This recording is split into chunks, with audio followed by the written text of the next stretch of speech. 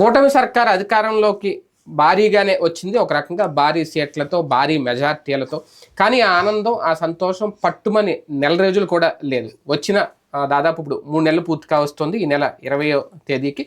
ఈ లోపలనే ఎన్నో విపత్కర పరిస్థితులు వరుసగా ఎదురు చూస్తోంది కూటమి ప్రభుత్వం. ప్రధానంగా చంద్రబాబు నాయుడు గారికి కంటి మీద కునుకు లేదని చెప్పాలి. కానీ రేపు 20వ తేదీన ఈ 100 రోజుల పండుగ అనేది చాలా గ్రాండ్గా సెలబ్రేట్ చేసుకోవాలి అనుకుంటున్న టైంలో ఆ సంబరాలకి ఈ వరద గండి కొట్టింది అని అనుకోవాలా. ఈ విపత్కర పరిస్థితులు ఎదుర్కోవడంలో చంద్రబాబు నాయుడు గారి సర్కారు సక్సెస్ అవుతుందా, లేదంటే వైఫల్యం చెందుతుందా, అదే వైసీపీకి ప్లస్ పాయింట్గా మారబోతుందా? ఇది అంశం మీద చర్చించే ప్రయత్నం చేద్దాం. సార్, ముందుగా 100 రోజుల పండుగ చాలా గ్రాండ్గా సెలబ్రేట్ చేయాలి అని అనుకున్నారు. మరి అది వాయిదా పడింది అయితే నేను అన్ను.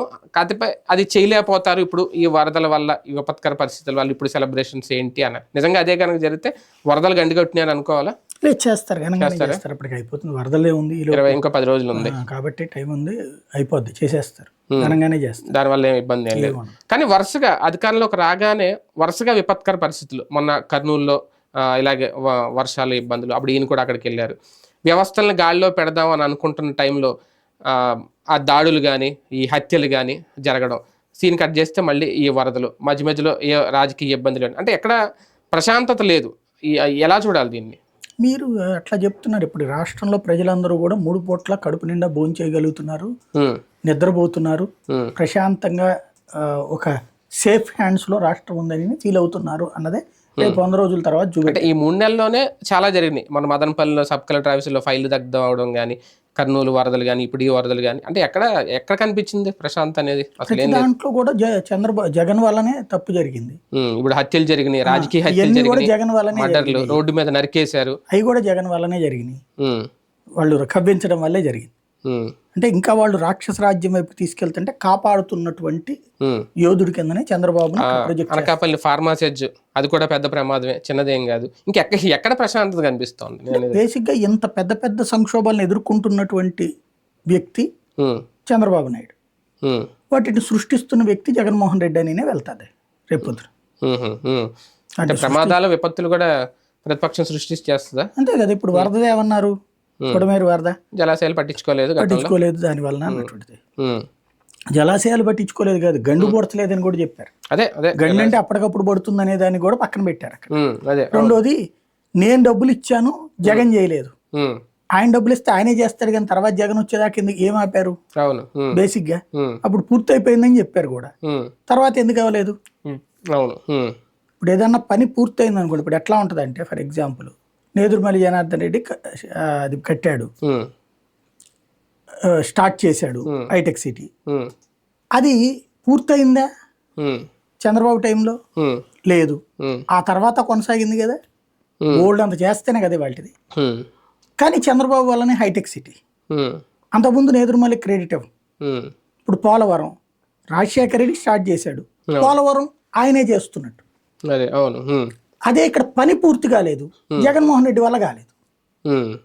సక్సెస్ అయితే చంద్రబాబు గారి వల్ల, ఫెయిల్ అయితే అవతలడు వల్ల. అది రాజశేఖర రెడ్డి, కిరణ్ కుమార్ రెడ్డి, ఇంకొకళ్ళ.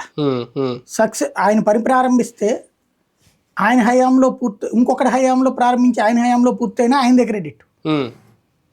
అలాగే పూర్తి కాని వైఫల్యం అవతలది, ఆయన హయాంలోనే పూర్తి కాని. ఇప్పుడు అమరావతి పూర్తి కాలేదంటే జగన్మోహన్ రెడ్డి, పోలవరం పూర్తి కాలేదంటే జగన్మోహన్ రెడ్డి, పూర్తయినాయి అంటే ఆయన వల్లనే. ఇది సహజంగా ఉంటుంది.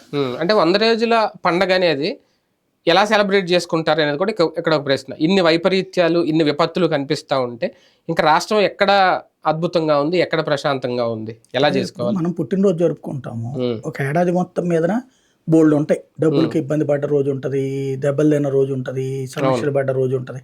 అందుకని మానేస్తావా? మరింత మెరుగైన రోజు కావాలని కోరుకుంటూ పుట్టినరోజు ఎవరైనా బెస్ట్ విషెస్ చెప్పేది ఏంటి, ఇప్పటిదాకా ఉన్న రోజు ఎట్టున్నా రేపటి రోజు అన్నట్టు. అట్లాగే 100వ రోజు కూడా అంతే ఉంటుంది రేపటి నుంచి. అయితే ఇప్పుడు మీరు చూస్తే ఈ వీటిలో ఈ చెప్పుకొస్తారు, డెవలప్మెంటల్ యాక్టివిటీ స్టార్ట్ అయిపోయినాయి, ఈ రోడ్లు పంచాయతీలకు నిధులు ఇచ్చేశారు, అట్లాగే పరిపాలన పర్ఫెక్ట్ గా నడిచింది, గాడిని పెట్టారు, అధికారులని సరైన వాళ్ళని పెట్టారు, అట్లాగే ఇంతమంది అధికారులను తీసి పక్కన పెట్టారు, అరాచకం చేసే వాళ్ళని పక్కన పెట్టారు, అలాగే అరాచక శక్తులను అరెస్ట్ చేశారు, అట్లాగే ప్రకృతిని ప్రమాదాలు వచ్చినప్పుడు ఎదుర్కొన్నాడు. విశాఖపట్నంలో అనకాపల్లిది ప్రాబ్లం వస్తే వెళ్ళి కాపాడొచ్చారు. అట్లాగే ఇప్పుడు వరదల్లో స్వయంగా తిరిగి కాపాడారు. 100 రోజుల్లో ఇన్ని విజయాలు అసలు ఎవరైనా చేశారా? రేపు రాబోయేది అదే ఉంటుంది. కాకపోతే గ్రాండ్ సెలబ్రేషన్స్ అంటే ప్రధాని పిలిచి ఆయన చేతుల మీదకి ఇవన్నీ చేయిస్తారు అనేది ఏదో ప్లాన్ చేసుకున్నారట. ఇప్పుడున్న పరిస్థితుల్లో అంత గ్రాండ్గా చేయగలుగుతారా? 100 రోజులకు వచ్చే అమాయకత్వం మోడీకి ఉంటుందని నేను అనుకోను. బేసిక్గా మోడీ పిలవాలనుకుంటుంది. అమరావతి ఇష్యూలోనే ఏదో అనుకుంటున్నారు అంటున్నారు. అది అంతవరకు చూడాలి దానికి. అంటే 100వ రోజు ఇంకొకటి సూపర్ 6 మొదలవుతాయి, ఆ రోజు నుంచి స్టార్ట్ చేస్తారు అనేది. అంటే అన్నీ నేను అన్న కానీ ఉచిత బస్సు ఇలా 1-2 అయితే ఆ రోజు స్టార్ట్ చేయబోతున్నారు అనేది ఇప్పుడు అవుతుందా? అదంతా చూడాలి. అన్న క్యాంటీన్ల వరకు చెప్పుకోవడానికి ఉంది కదా. అన్న క్యాంటీన్ ఇప్పుడు 100 రోజుల సక్సెస్ లో అన్న క్యాంటీన్ కూడా ఒకటి. అట్లాగే స్కూళ్ళకి సంబంధించినటువంటిది ఏదో కోర్సులు మార్చాము ఇదని చెప్తున్నారు, తెలుగు మీడియం కూడా పెడుతున్నాము అన్నటువంటిది. కాబట్టి అవన్నీ సక్సెస్ లెక్కలోనే ఉంటుంది.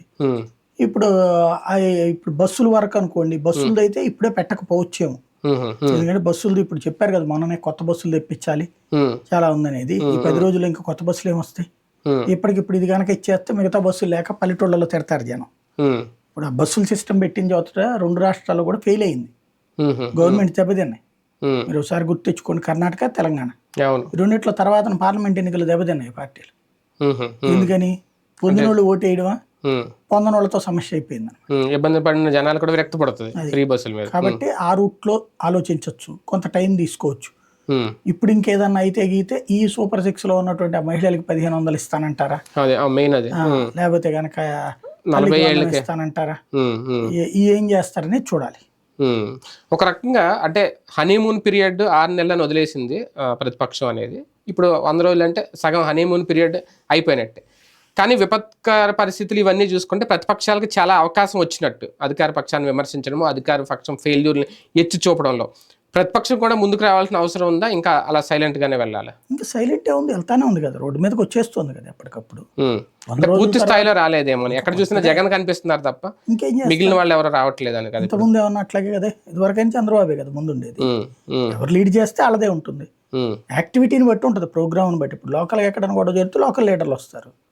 స్టేట్ లెవెల్ ఇష్యూస్ లో వీళ్ళు వస్తారు. లోకల్ని మనం కవర్ చేయం, మనం పట్టించుకోం కదా. స్థానిక పత్రికలకు పరిమితం అవుతుంటది. ఇంకా టైం ఉంది కాబట్టి నడుస్తుంది.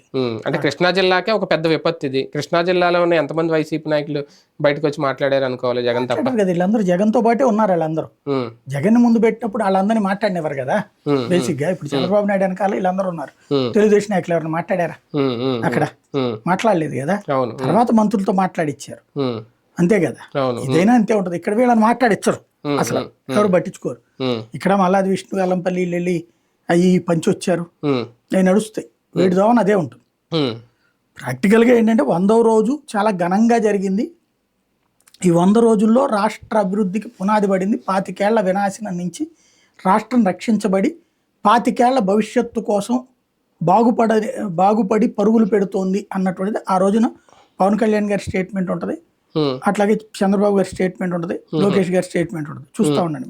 అంటే ఒక 25 ఏళ్ళ పాలన దిశగా బాటలు వేస్తున్నాం మేము అని అయితే మాత్రం చెప్పగలుగుతారు. కానీ కొన్ని వ్యవస్థల్ని గాడిని పెట్టబోతున్నాం, ఆ ప్రయత్నం మొదలైంది అనేది మొన్న చంద్రబాబు నాయుడు గారు చెప్పింది. అంటే కొన్ని వ్యవస్థలు అంటే సచివాలయ వ్యవస్థ కానీ, ఇప్పుడు వాలంటీర్ వ్యవస్థ, ఈ విషయంలో ఇంకా క్లారిటీ రాలేదు. రేపు 100వ రోజుకో లేదంటే 100వ రోజు తర్వాత దాని మీద చెప్తారా? చెప్పొచ్చు. లేదు కదా, సచివాలయాల వ్యవస్థ డిస్టర్బ్ చేయడం ఆల్రెడీ ప్రారంభించారు. వాళ్ళని తీసుకెళ్లి వేరే వేరే డిపార్ట్మెంట్లకు మార్చడం అన్నటువంటిది. సచివాలయాల్లో ఉన్నటువంటి సేవలు ఆపేశారు.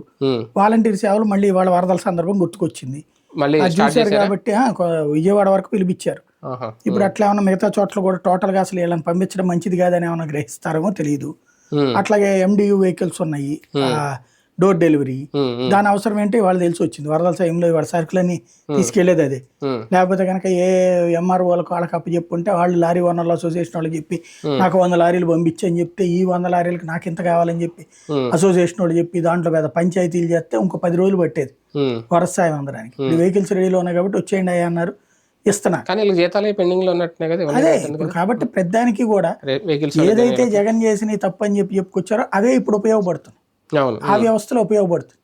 కాబట్టి ఇప్పుడు మరి ఆ వ్యవస్థని తీసేస్తానంటారా, కొనసాగిస్తానంటారా చూడాలి. అంటే వ్యవస్థను దారిలో పెట్టడం ఒకటి, లేదంటే వ్యవస్థను తొలగించడం ఒకటి. అంటే ఈ రెండాటిలో ఏం చేస్తారు చూడాలి. ఇప్పుడు మనం కూడా దాంట్లో 100 రోజులు వాళ్ళకైతే తీసేయాలని ఉంది.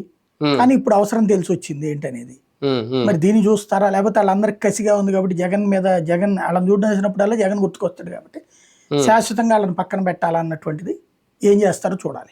అధికారంలోకి వచ్చిన తెలుగుదేశం పార్టీకి కూడా ఈ వరదలు ఒక షాక్ ఇచ్చినా అనుకోవాలా, విపత్కర పరిస్థితులు ఎదురవడం షరా మామూలు అనుకోవాలా? షరా మామూలే చంద్రబాబుకి వరదలు అనేది. కాకపోతే ఏంటంటే వెనక ఉన్నటువంటి వాళ్ళకి ఇవ్వలేని పరిస్థితి రావడానికి కారణమైనటువంటి ప్రభుత్వ ఉద్యోగుల తీరు ఆయనకి షాకింగ్ పరిణామం. అంటే వాళ్ళు సహకరించలేదా సరిగ్గా అని ఆయన చెప్తున్నారు, ఆయనే చెప్పారు కదా అట్లాంటి వాళ్ళు ఉన్నారు అని చెప్పేసి. కాబట్టి అది ఇప్పుడు మొట్టమొదటిసారి జరిగి ఉంటుంది ఆయన జీవితంలో. అంతకుముందు ఎప్పుడైనా ఆయన అంటే మొత్తం గందరగోళం అయిపోయేది, అంత అద్భుతాలు జరిగాయి. ఇప్పుడు అని కాదు, రెండో అని కేకలేస్తున్న పని జరగలేదంటే, ఎదురుగుండా ఆహారం పెట్టుకుని లోపల తీసుకెళ్ళి ఇవ్వలేకపోయామంటే రీజన్ ఏంటన్నది సమీక్షించుకోవాల్సిన టైం వచ్చింది.